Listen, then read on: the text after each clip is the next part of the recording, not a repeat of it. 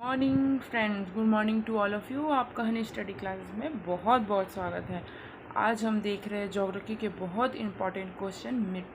मिट्टी होती क्या है, मिट्टी के प्रकार, इन सब के बारे में हमने फर्स्ट पार्ट में पढ़ चुका है। अगर आपने उस वीडियो को नहीं देखा है तो डिस्क्रिप्शन में जाके आप इस वीडियो को देख सकते हैं। तो चलिए हम आज मिट्टी के सेकंड पार्ट को स्टार्ट करते हैं। सेकंड पार्ट को स्टार्ट करने से पहले मैं कहना चाहूँगी फ्रेंड्स, आप मेरी इस वीडियो को लाइक सब्सक्राइब ज़रूर करें और जितना से जितना हो सके आप ये वीडियो अपने सभी फ्रेंड्स के साथ शेयर करें।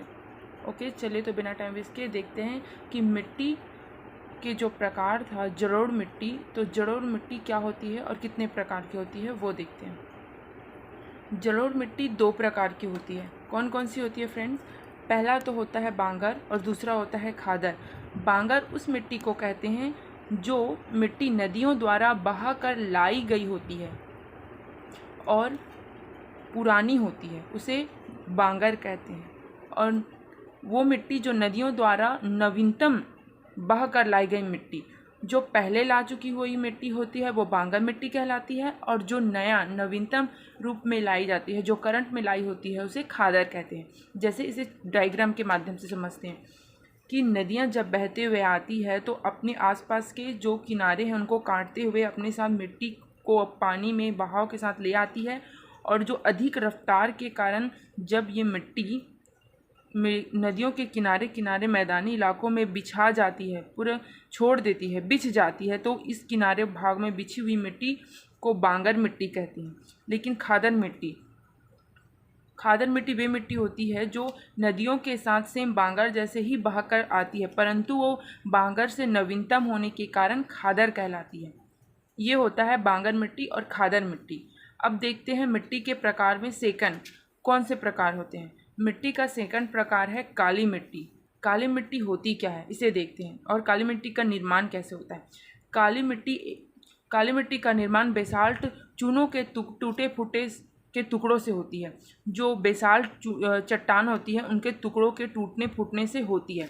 चलिए उसका निर्माण, उसका उद्गार कैसे होता है, वो निर्मित कैसे होता है, उसे देख लेते हैं। जब ज्वालामुखी आती है, कहीं पर वोल्केनो आता है, ज्वालामुखी तो सबने देखा होगा। तो ज्वालामुखी जब आती है तो उनसे बहुत सारे पदार्थ निकलते हैं। उसमें से निकलती है बेसाल्ट चट्टानी। जो लावा निकलती है वह जमकर पत्थर का रूप ले लेती है, तो उस पत्थर को बेसाल्ट चट्टान कहते हैं।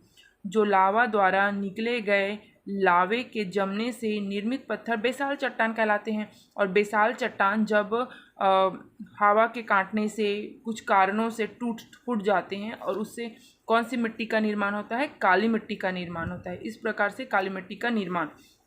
अब देखेंगे कि काली मिट्टी में कौन कौन से फसल हो सकते हैं। जो काली मिट्टी होती है उनमें कौन कौन सी फसलें होती है। काली मिट्टी को रेगुल मिट्टी भी कहा जाता है। जो काली मिट्टी होती है उसका दूसरा नाम रेगुल मिट्टी है, और इसे कपासी मिट्टी कहा जाता है। कपासी मिट्टी क्यों कहा जाता है? क्योंकि इसमें कपास की उत्पादन बहुत अधिक होती है। काली मिट्टी में कपास का उत्पादन बहुत अधिक होता है। इसे लावा मिट्टी कहते हैं। क्यों लावा मिट्टी कहते हैं? क्योंकि इसका मुख्य स्रोत लावा से ही निर्मित हुआ है ना। ये वोल्केनो ज्वालामुखी से ही निर्मित हुआ है, इस कारण से कहा जाता है, इसे कहा जाता है लावा मिट्टी भी कहा जाता है। इस मिट्टी का रंग काला है। स्वाभाविक सी बात है, जब आग से, जैसे हम कोई आग जलाते हैं तो जलाने के बाद किस रूप में आ जाता है? काले रूप में ही आता है ना। तो इस प्रकार जब लावा ठंडा होता है तो वह कैसे दिखाई देता है? लावा काला रंग के समान दिखाई देता है, काला रंग जैसा दिखता है। तो इसलिए उस मिट्टी का रंग क्या होता है? काला होता है। और क्यों काला होता है ये देख लेते हैं। इस मिट्टी का रंग इसलिए काला होता है क्योंकि इसमें टिटेनीफेरस मैग्नेटाइट की मात्रा होती है। उसमें उपस्थिति के कारण यह काला दिखाई देता है। आपको समझ आ गया होगा कि ये क्यों काला होता है और कहाँ से उसका उद्गम होता है। अब देखते हैं हम कि कौन कौन से क्षेत्र हैं जहाँ पर ये काली मिट्टी पाई जाती है। तो मध्य प्रदेश के इलाकों में, मध्य प्रदेश में जो काली मिट्टी है वो पाई जाती है। महाराष्ट्र है, क्षेत्र है, एक बार और देख लेते हैं। मध्य प्रदेश, महाराष्ट्र, उत्तरी कर्नाटक, कर्नाटक के सभी भाग में नहीं, केवल उत्तरी भाग में, जो ऊपर के भाग है उत्तरी भाग कर्नाटक, वहाँ पर काली मिट्टी देखने को मिलती है, और गुजरात में। अब देखते हैं कि ये काली मिट्टी से कौन कौन सी फसलें उत्पादित होती है। काली मिट्टी से कपास की खेती सबसे अधिक होती है। क्योंकि ये कपास की खेती के लिए बहुत उपयुक्त होती है। जो काली मिट्टी होती है वो कपास की खेती के लिए बहुत ज़्यादा उपयुक्त होती है। इसमें कपास का उत्पादन बहुत अधिक होता है, इसलिए इसे कपासी मिट्टी, हमने ऊपर पढ़ा ना कि कपासी मिट्टी भी कहते हैं इसलिए इसे कपासी मिट्टी कहा जाता है। क्यों कहा जाता है? क्योंकि कपास की उत्पादकता इसमें अधिक होती है। काली मिट्टी में जल धारण करने की क्षमता अधिक होती है। जो काली मिट्टी है वो जल का शोषण बहुत अधिक करती है। जो काली मिट्टी होती है वो जल सोखने की क्षमता अधिक होती है। काली मिट्टी में जल धारण करने की क्षमता अधिक मात्रा में होती है। अब देखेंगे हमारे मिट्टी के प्रकार में लाल मिट्टी। लाल मिट्टी क्या है? लाल मिट्टी प्रायद्वीपीय भारत के कम वर्षा वाले क्षेत्र में पाई जाती है। जहाँ पे वर्षा कम मात्रा में होती है वहाँ पर कौन सी मिट्टी पाई जाती है? लाल मिट्टी पाई जाती है। इसका रंग कैसा होता है फ्रेंड्स? इसका रंग लाल होता है, इसीलिए तो इसे लाल मिट्टी कहा जाता है। और इसका लाल रंग किस कारण से होता है? क्योंकि इसमें फेरिक ऑक्साइड पाया जाता है। फेरिक ऑक्साइड के कारण इस मिट्टी का रंग लाल होता है। अब देखेंगे कि इसमें और किन किन पदार्थों की अधिकता होती है। इस मिट्टी में लोहा और सिलिका की अधिकता होती है। जो लाल मिट्टी होती है इस मिट्टी में लोहा और सिलिका अधिक होती है। यह मिट्टी कौन कौन से क्षेत्र में पाया जाता है ये देख लेते हैं। तो ये मिट्टी तमिलनाडु है, आंध्र प्रदेश है, नागालैंड है, महाराष्ट्र है, कर्नाटक के कुछ भाग हैं, वहाँ पे लाल मिट्टी पाई जाती है। जो कर्नाटक के कुछ भाग हैं वहाँ पर भी लाल मिट्टी देखने को मिलती है। तो अब देखते हैं कि लाल मिट्टी किसके लिए उपयोगी है, किस फसल के लिए उपयोगी है। तो लाल मिट्टी है वो बाजरे के लिए उपयुक्त होती है। जिस प्रकार बाजरे के लिए उपयुक्त है वो कौन सी मिट्टी है? वो है लाल मिट्टी। बाजरे के उत्पादन के लिए उपयुक्त मिट्टी लाल मिट्टी होती है। उसमें बाजरे की खेती अधिक की जाती है। लाल मिट्टी में भी जल धारण करने की क्षमता अधिक होती है। लाल मिट्टी भी जल को अधिक मात्रा में धारण कर लेती है या धारण करती है। अब नेक्स्ट है हमारा मिट्टी के प्रकार में लेटेराइट मिट्टी। लेटेराइट मिट्टी, ये मिट्टी वहाँ पाई जाती है जहाँ पर 200 सेंटीमीटर से अधिक वर्षा होती है। जहाँ पर 200 सेंटीमीटर से ज़्यादा वर्षा होती है वहाँ पर कौन सी मिट्टी पाई जाती है फ्रेंड्स? लेटेराइट मिट्टी पाई जाती है।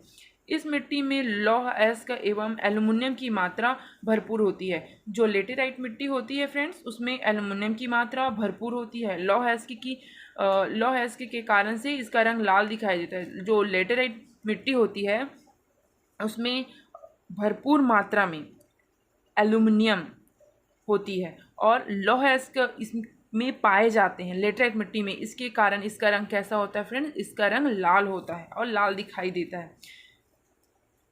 इस मिट्टी में निश्चलन की क्रिया देखने को मिलती है। निश्चलन क्रिया क्या होती है फ्रेंड्स? निश्चलन क्रिया वो क्रिया होती है या जैसे बहुत ज़्यादा बारिश होती है, किसी मिट्टी में बहुत ज़्यादा बारिश होती है और उस मिट्टी में पानी के बहाव के कारण उस मिट्टी का जो पोषक है वो पानी के साथ बह जाता है, तो ये निश्चलन क्रिया कहलाती है। जब मिट्टी के पोषक तत्व तो बह कर चले जाते हैं पानी के साथ तो ये निश्चलन क्रिया कहलाते हैं। और लेटेराइट मिट्टी में ये क्रिया बहुत ज़्यादा देखने को मिलती है। क्यों देखने को मिलती है? क्योंकि हमने ऊपर पढ़ा है कि 200 सेंटीमीटर से ज़्यादा वाली वर्षा होती है तो लेटेराइट मिट्टी वहाँ पाई जाती है। अब देखिए कि कैसे कौन कौन से क्षेत्र में हैं जहाँ पर लेटेराइट मिट्टी होती है, यह दिखाई देती है। तो केरल, कर्नाटक, तमिलनाडु, महाराष्ट्र के कुछ हिस्से और उड़ीसा, मेघालय, असम के कुछ हिस्से में दिखाई देती है। कौन सी मिट्टी? लेटेराइट मिट्टी। अब लेटेराइट मिट्टी में क्या क्या उत्पादन किया जाता है ये देख लेते हैं। तो लेटेराइट मिट्टी के उत्पादन के लिए चाय, कॉफ़ी, इलायची, काजू की खेती के लिए सर्वाधिक उपयुक्त होती है। जो लेटेराइट मिट्टी है उसमें चाय की खेती, कॉफ़ी की खेती, इलायची, काजू, ये सर्वाधिक इन फसलों के लिए उपयोगी होती है।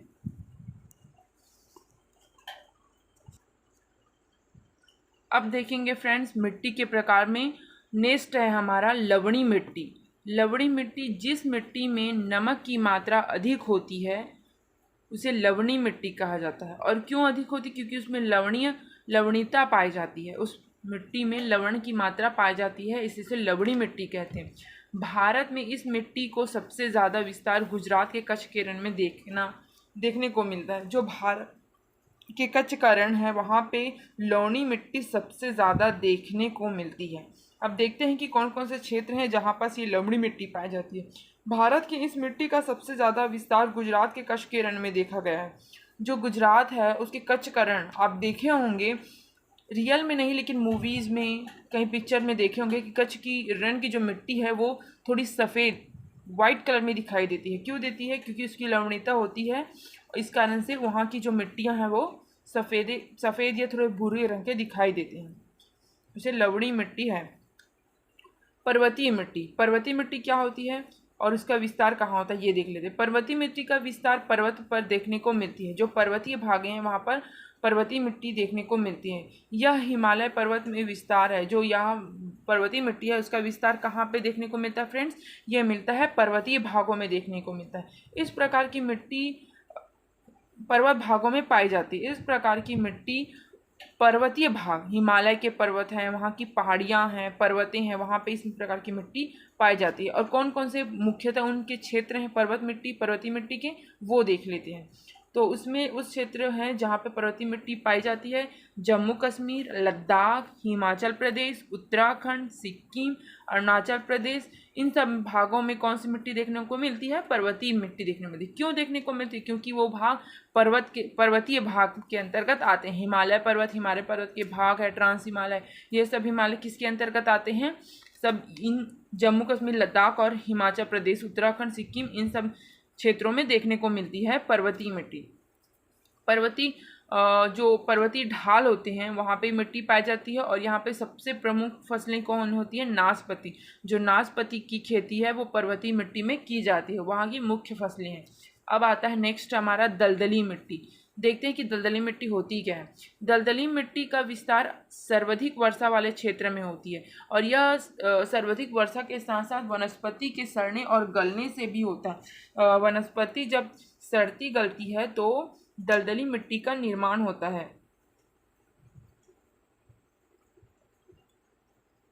इस मिट्टी में ह्यूमस की मात्रा बहुत अधिक होती है। जो ह्यूमस है उसकी मात्रा अधिक पाई जाती है। हमने पढ़ा था फर्स्ट वीडियो में कि ह्यूमस क्या होता है और ह्यूमस की उपस्थिति मिट्टी में किस प्रकार से होती है। चलिए, आपने उस वीडियो को नहीं देखा होगा तो मैं थोड़ा सा बता देती हूँ, लेकिन आपसे रिक्वेस्ट करूँगी कि वीडियो ज़रूर देखिए। अगर आप वो वीडियो को देखेंगे तो ये नेक्स्ट पार्ट आपको बहुत अच्छे से समझ आएगा। और प्लीज़ फ्रेंड, इस वीडियो को ज़रूर सब्सक्राइब करें। तो ह्यूमस वो होती है जब वनस्पति मिट्टी के संपर्क में आकर सड़ने गलने लगती है तो काफ़ी लंबे समय के बाद वो ह्यूमस का निर्माण करती है और इस प्रकार दलदली मिट्टी में ह्यूमस की मात्रा अधिक होती है। और देखते हैं कि जो दलदली मिट्टी है वो कौन कौन से क्षेत्र में पाई जाती है। ये पाई जाती है उत्तराखंड, केरल, पश्चिम बंगाल, इन क्षेत्रों में आपको दलदली मिट्टी देखने को मिलती है। अब देखते हैं फ्रेंड, मिट्टी में नेक्स्ट है मरुस्थली मिट्टी। मिट्टी में जो मृदा है उसमें नमी की कमी होती है। जो मरुस्थली मिट्टी है उसमें नमी मतलब पानी या नमीता की कमी होती है। मरुस्थली मिट्टी सूखी, जब नमी की मात्रा कम होगी तो ये कॉमन बात है फ्रेंड कि वो सूखी होगी, दरदरी होगी। तो इस प्रकार से मरुस्थली मिट्टी नमी की मात्रा कम पाई जाती है। और देखते हैं कि जो मरुस्थली मिट्टी है वो कौन कौन से क्षेत्र में पाई जाती है। भारत के राजस्थान, गुजरात, दक्षिण पंजाब के सभी भाग में नहीं, ओनली दक्षिण पंजाब में और दक्षिण हरियाणा में ये जो मरुस्थली मिट्टी है वो देखने को मिलती है। अब देखते हैं कि मरुस्थली मिट्टी में उत्पादन क्या होता है। तो हम देखेंगे कि हमने पहले पढ़ा नमी नहीं होती। अगर किसी चीज़ में, किसी मिट्टी में नमी नहीं होती है तो उसका उत्पादन भी कम या उस ना के बराबर होता है। तो मरुस्थली मिट्टी में नमी कम होने के कारण से उत्पादन, जो खाद्य के उत्पादन है वो कम होती है और उसकी उत्पादन होने की संभावना भी कम हो जाती है। तो ठीक है फ्रेंड्स, मिट्टी का जो आज का पार्ट था यहीं पे ख़त्म करते हैं। मिलते हैं नेक्स्ट वीडियो में नेक्स्ट टॉपिक के साथ। मेरा ये वीडियो आपके लिए हेल्पफुल रहा हो तो इस वीडियो को लाइक, सब्सक्राइब और कमेंट ज़रूर करें। और आपसे रिक्वेस्ट करती हूँ फ्रेंड्स कि प्लीज़ इस वीडियो को अधिक से अधिक आप शेयर करें और सब्सक्राइब करके रखें ताकि मेरे नेक्स्ट वीडियो आप तक पहुँच सके, आपको पता चल सके कि मैंने नेक्स्ट वीडियो अपलोड कर दिया है। Bye bye, see you, take care, मिलते हैं नेक्स्ट वीडियो में।